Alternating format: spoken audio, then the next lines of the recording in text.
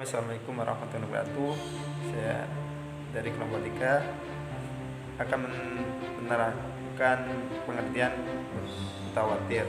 Mutawatir berasal dari bahasa Arab, dari kata mutabiun yang berarti datang beriringan antara satu dengan lainnya dengan tidak ada perserangannya, atau datang sesuatu secara berturut-turut secara pengertian tanpa ada yang menjelaskan. Secara istilah, mutawatir adalah hadis yang diriwayatkan oleh rawi yang jumlahnya banyak, diterima secara panca indera dan secara adat serta kebiasaan pada masa itu. Tidak mungkin mereka sepakat untuk berdusta. Rawi yang banyak harus terdapat di setiap tingkatan tabaqat.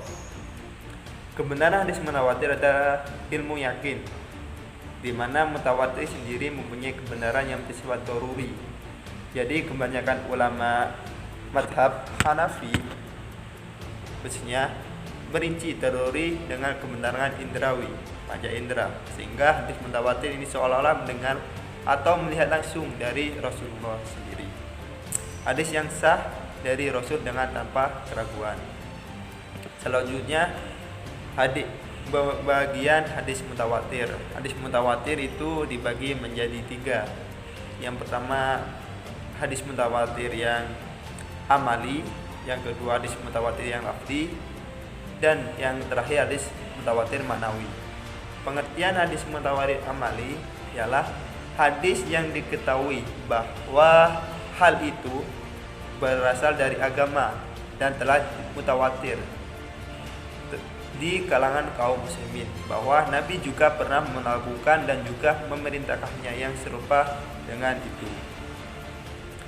Yang kedua hadis mutawatir lafzi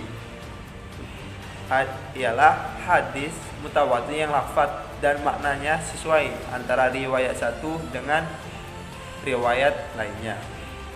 Yang ketiga hadis mutawatir maknawi ialah hadis yang lafaz dan maknanya berlainan antara satu riwayat dengan riwayat lain, akan tetapi terdapat persesuaian makna secara umum atau persamaan makna secara umum.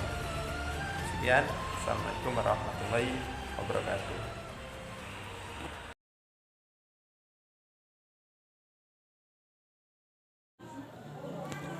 Bismillahirrahmanirrahim. Assalamualaikum warahmatullahi wabarakatuh. Nama saya Nur Radian.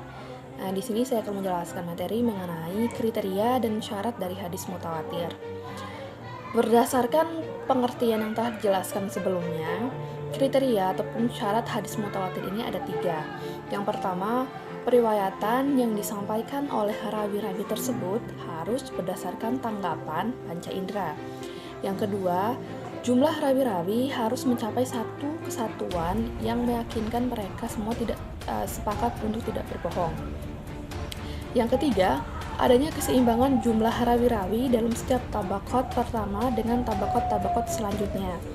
Nah, tabaqat ini sendiri adalah pengelompokan orang yang menerima, memelihara, dan menyampaikan hadis yang hidup dalam satu generasi atau masa dalam periwayatan atau isnad yang sama.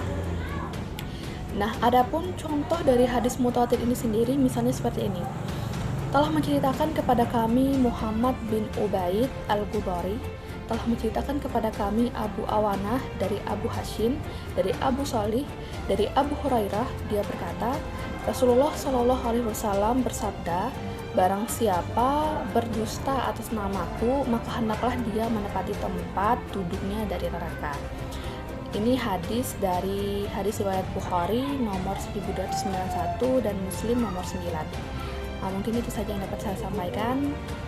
Sekian, materi selanjutnya akan dilanjutkan oleh rekan saya Muhammad Naufal Ahmad.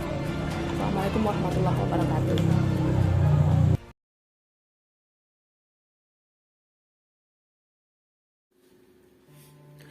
Ya, di sini saya akan menjelaskan tentang ditinjaunya hadis ahad.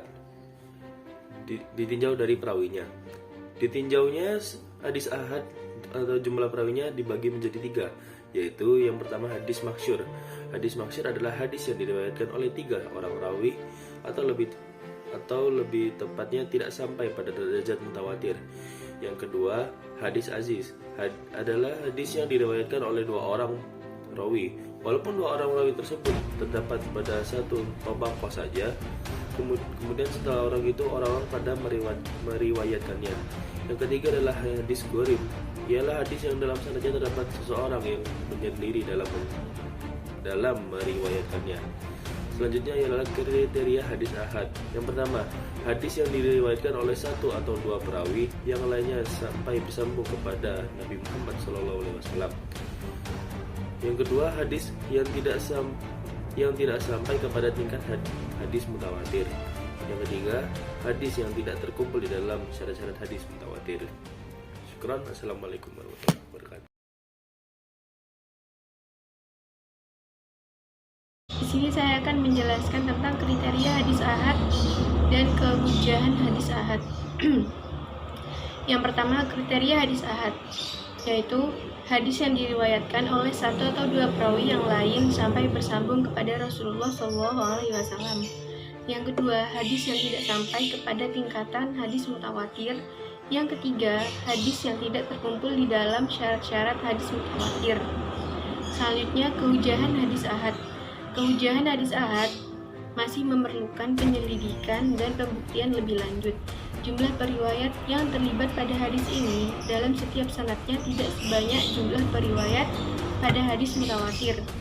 Akibatnya, tingkat keakuratan riwayat hadis ahad tidak setinggi hadis mutawatir. Untuk hadis mutawatir sendiri, tingkat keakuratan riwayatnya mencapai qot'i atau meyakinkan kebenaran beritanya. Sedangkan untuk hadis ahad, tingkat keakuratan riwayatnya hanya mencapai zonni atau dugaan keras. Sekian presentasi dari kelompok 3, kurang lebihnya mohon maaf. Wassalamualaikum warahmatullahi wabarakatuh.